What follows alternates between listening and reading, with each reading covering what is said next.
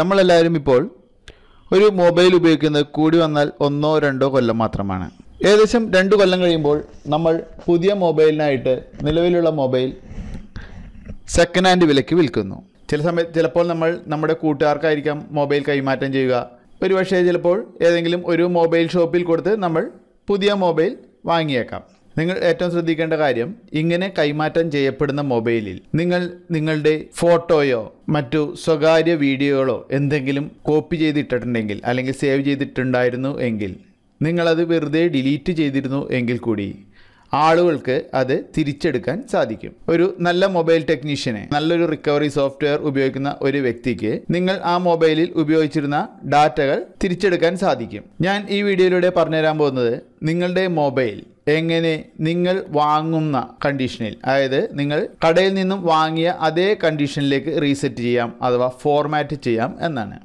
പ്രത്യേകം ഓർക്കുക, ഫോർമാറ്റ് ചെയ്താലും 100% വിവരങ്ങൾ ഡിലീറ്റ് ചെയ്യപ്പെടുമെന്ന് ഉറപ്പില്ല.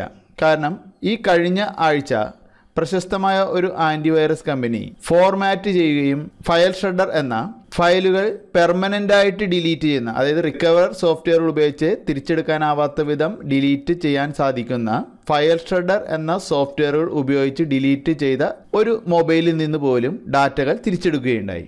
അതുകൊണ്ട് ഇതൊന്നും 100% വിശ്വസിക്കത്തക്കതല്ല. എങ്കിൽ കൂടി നമ്മൾ ഫാക്ടറി കണ്ടീഷനിലേക്ക് റീസെറ്റ് ചെയ്താൽ അഥവാ ഫോർമാറ്റ് ചെയ്താൽ ഒരു സാധാരണക്കാരന് നിങ്ങളുടെ വിലപ്പെട്ട സ്വകാര്യ വിവരങ്ങൾ തിരിച്ചെടുക്കാൻ സാധിക്കുകയില്ല.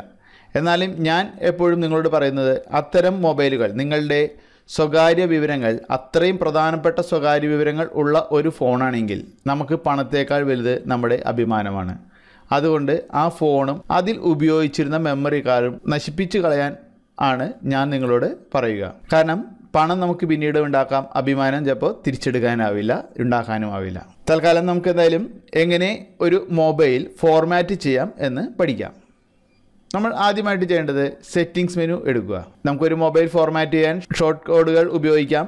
എങ്കിൽ തന്നെ അത് പലതിനും വ്യത്യസ്തമായതിനാൽ ഞാനിവിടെ കോമൺ ആയിട്ട് ചില ഫോണുകളിൽ ഉള്ള സെറ്റിംഗ്സ് വഴി ഫോർമാറ്റ് ചെയ്യുന്നതാണ് കാണിച്ചു തരാൻ പോകുന്നത്. നിങ്ങളുടെ സെറ്റിംഗ്സ് സെലക്ട് ചെയ്യുക.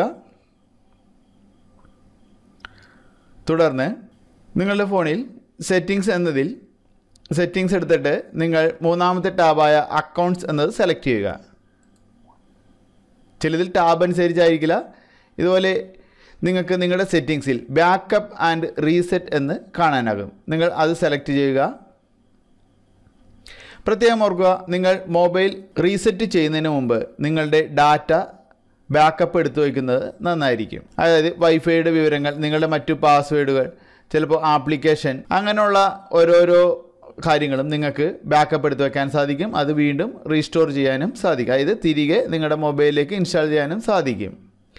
പക്ഷേ നമ്മളൊരു പ്രോബ്ലം കൊണ്ടാണ് എപ്പോഴും ഫോർമാറ്റ് ചെയ്യുന്നതെങ്കിൽ, അതായത് വല്ല ഫോൺ സ്ലോ ആവുക അങ്ങനെയുള്ള കാര്യങ്ങൾ കൊണ്ടാണെങ്കിൽ ആ ബാക്കപ്പ് ഡാറ്റ ഉപയോഗിച്ച് റീസ്റ്റോർ ചെയ്യാതിരിക്കുന്നതായിരിക്കും നല്ലത്. കാരണം അതിലായിരിക്കും ചിലപ്പോൾ നമുക്ക് പ്രോബ്ലം ആവുന്ന ഫയൽ ഉണ്ടാവുക. നോക്കുക, ഇവിടെ നിങ്ങൾക്ക് ബാക്കപ്പ് മൈ ഡാറ്റ എന്നത് വേണമെങ്കിൽ സെലക്ട് ചെയ്യാം.